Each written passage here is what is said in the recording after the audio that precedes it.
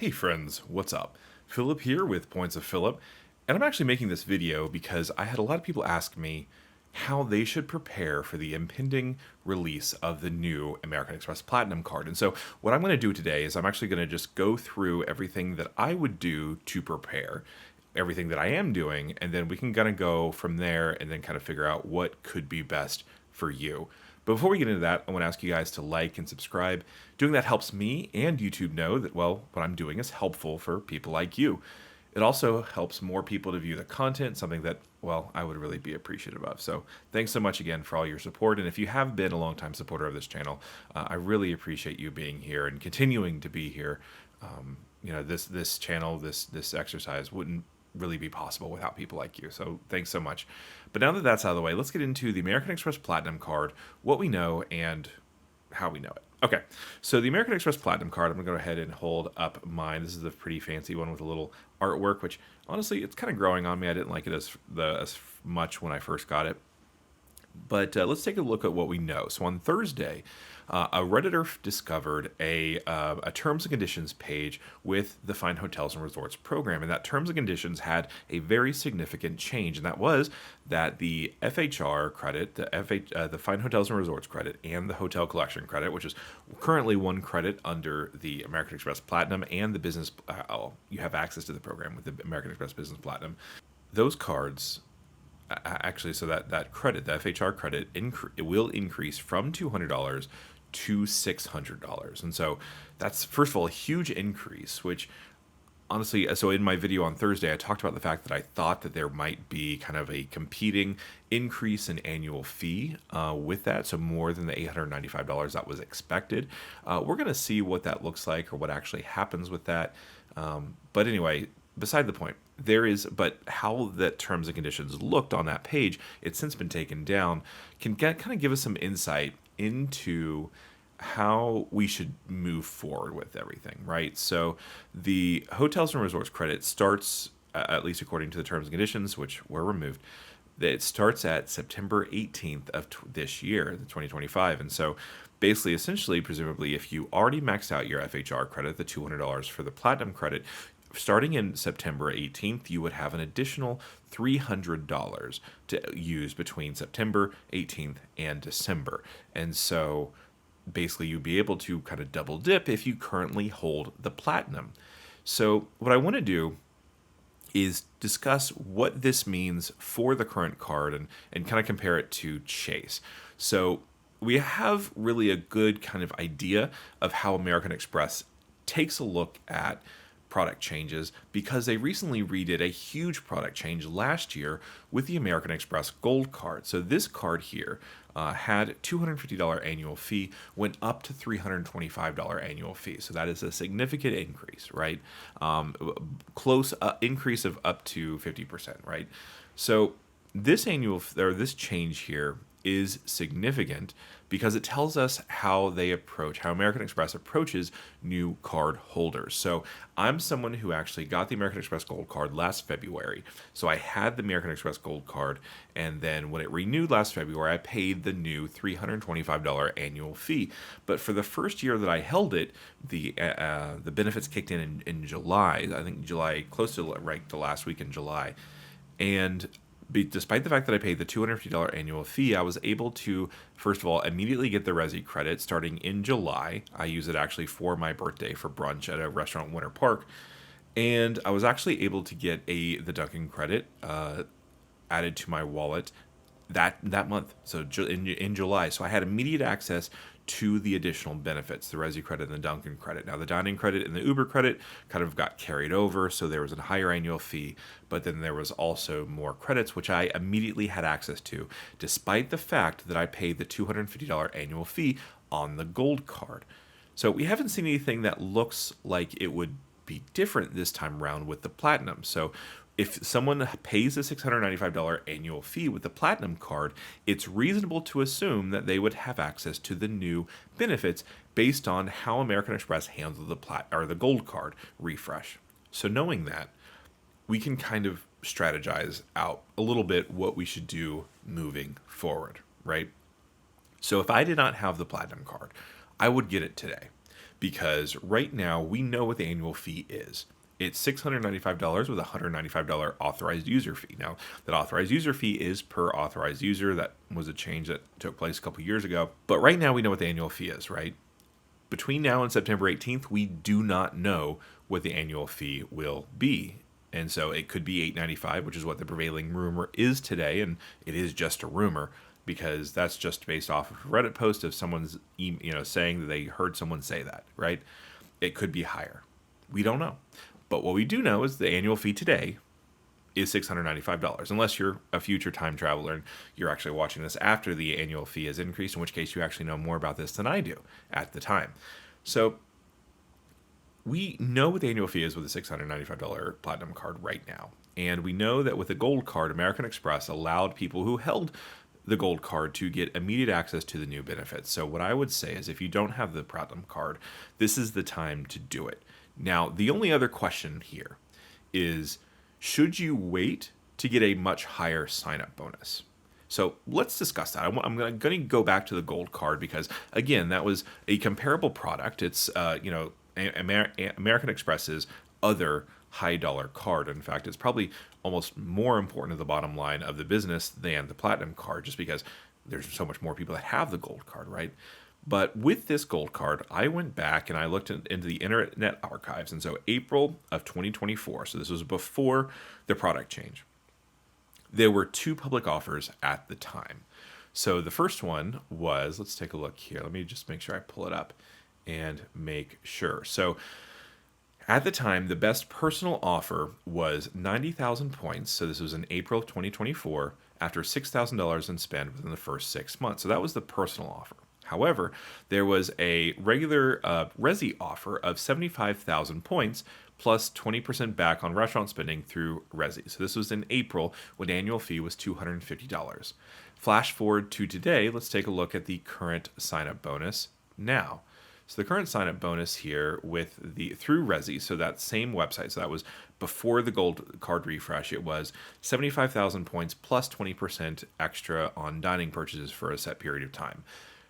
The same Resi offer for the gold card now is 100,000 points after spending $6,000 in 6 months.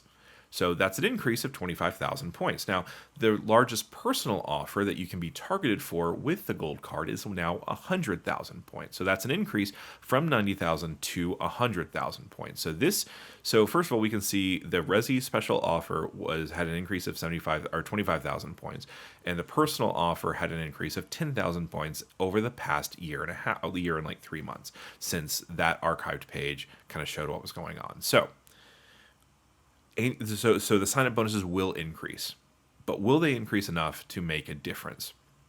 Right now, if you actually don't have the platinum card, you can sign up for as high as 175,000 points after spending $8,000 in the first 6 months. Sorry. So first of all, the platinum fee had a much higher annual kind of spending requirement, right? So that's going to go up, right? However, the points could go up, right? I could conceivably see that it could be as high as, say, 200,000 points at launch. I wouldn't expect it to go much higher than that because if you take a look at the Chase Sapphire Reserve, that has 100,000 points, which was up from, I think it was like 60,000 points regularly at the time. Now, the Chase Sapphire Reserve Business Card has as high as 200,000 points, but you have to spend, I think it's close to $30,000 in order to get it within the first 3 months, and that's quite a bit of spend.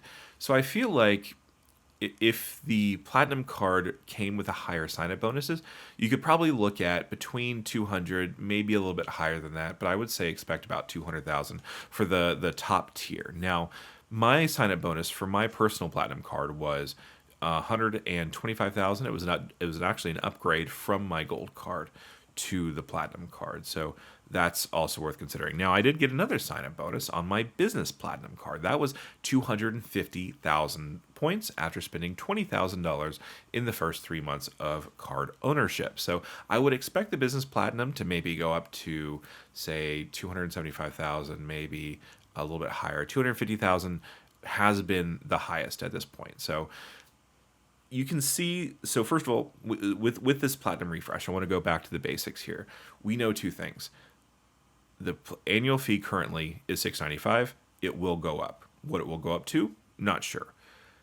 We know what the sign-up bonuses are now. It could be $75,000. It could be up to $175,000, depending on how much Amex wants to target you. So what I would say is, if you get a decently high offer and you're able to get the card today, I would do so, because while the sign-up bonus can go up, I wouldn't expect it to go up significantly more than it currently is, because, well, the gold card sign-up bonus didn't go up significantly more than it was before. So I would expect not a whole lot of change on that, but what I would expect is for the spending requirements on the platinum card to increase. So recently it went from 6,000 to 8,000, right? But I would expect maybe it could go up to as much as 10,000 to earn that sign-up bonus. So it could be a higher sign-up bonus, but there could be more of a spend requirement, and the annual fee could be higher. So as far as looking for the bang for your buck, if you are targeted for that 125 or the 150,000 point offer, or even that 175,000 point offer, I feel like that would be a better deal, at least for me. Now, this is different for everyone. I'm just telling you what I would do. If I did not have the Platinum card, I would be getting it today. And if you did use the sign up link in the description below, I would appreciate it. That would help out the channel, because I'm trying to reinvest in a couple of things to make everything else look a little bit better, and that would be awesome. But anyway, so two things. If you don't have the card, I would get the card if it were me. Now, we talked about the annual fee. We talked about the points, the sign-up bonuses. Now, let's take a look at the credits and what we can do to help make sure that we're maximizing everything. So the credits, let's go back to the annual, or the Amex Platinum card FHR credit. So currently, that credit is at $200, and that's for the year, right? So the terms and conditions say get up to $200 back in statement credits each year on select prepaid bookings through American Express Travel using the Platinum card. So with FHR, I'm going to do a video on Monday where I actually break down how to use the FHR program, kind of why you would, and kind of analyze the price. So in my particular instance, I've used it twice so far this year. So I actually had a booking in West Palm Beach at the Canopy Hotel, which is through Hilton. So I actually had it booked directly through Hilton. Did not actually, it was a cash day. And so, because I was actually trying to farm points with Hilton for the time being. So I had the cash day booked, and then I decided once I got the Platinum card to take a look to see what that rate would be. And so not only was the rate similar, it was actually about, I think it was $5 less. So I, first of all, I actually saved a little bit of money, not a lot, because it was $5 over the course of that 2-night stay. However, because it was a hotel collection property. However, with that credit, I was able to actually get that full $200 off. Now, this is $200 off of money that was already planned to be spent, right? This was something that was already booked directly with Hilton. I switched to book it with the FHR credit. I saved the $200 on that booking. So for me, it worked out. I've heard a lot of data points of people saying that the price can increase, sometimes significantly, with this FHR booking. So just kind of play with it what you will. But with the FHR booking, or the hotel collection booking, I got that $100 property credit, which went towards food. And then it also actually, I got my Hilton Diamond member benefits as well. So I got free breakfast and then the $100 towards food. So we actually had a couple of drinks at the poolside bar covered, things like that. And, that was really pretty incredible. So my experience with the FHR credit has been really good. So I would expect it. Now, for it to go to $200, so it's $600, $300 every 6 months. So this is a great way to essentially eat your or have your cake and eat it too, right? So you can, if you use the $200 hotel credit like I did, you will get another $300 hotel credit if these terms and conditions were actually true. There's every indication that it will be true. So definitely, so if you haven't used your FHR hotel credit so far this year, I would say use it before September 15th, because it will reset to that $300, and so you're essentially losing out on that $200. So if you don't use it, you're going to lose it, right? So I would say use the hotel credit, because you're going to get at least another $300 on September 18th. And then I would go ahead and actually recommend either booking that directly, so you just have to pay for the hotel, right? So I would say, even if you're going to stay in the spring, I would still use that prepaid rate. Go ahead and pay that up front, and then get that $300 off of that, and then that way you can save next spring's $300 credit for, say, a different booking, right? So that would be something that I would consider. Now, how can you game some of these other credits, right? So we don't know anything about any of the other credits, but there's some that we kind of want to discuss, right? So there's the $200 airline fee credit. So for this credit, you actually have to select a airline flight partner, and you have to be able to kind of, there's different rules for each of these different partners. So if you haven't used it, I would definitely plan on using it before September 18th because, first of all, we don't know if it's going to stay. It could be deleted in favor of having this higher FHR credit, right? We don't know. We just don't know. So, in anticipation of it either increasing, in which case that would benefit you because you'd want to have it used so you could use the new benefit, or if it goes away, you'd want to have it used before it went away. So I would say use the airline fee credit. So the easiest way to do this is if you have the United Travel Bank and United is your carrier of choice, just load your United Travel Bank, clear that out, keep it, and use it for another day. If you have Delta, then I would definitely make some reward bookings, basically do that, or you can also do some other things that, you can just play around with Flyer Talk on, but I'm not going to talk about it here. So that's a great way to kind of think about that as well. So the Clear Plus credit, I don't see that going away anytime soon. Now, some of the other credits you can't really game out because they're monthly, right? So the digital entertainment credit, if that goes away, you can't really stockpile it, right? So that's $20 each month on, currently it's at Disney Plus purchases, Peacock, New York Times, and Wall Street Journal. So if you use any of those, that's great. We don't know if it's going to go away or if it's going to increase or what, but there's not really a way to stockpile that. Same with the Uber Cash credit, right? That's $15 each month, $20 in December, and there's not really, if it goes away, there's not really a way that we can maximize our benefit. But I do want to talk about SACs. So it's widely theorized that the SACs credit will be going away.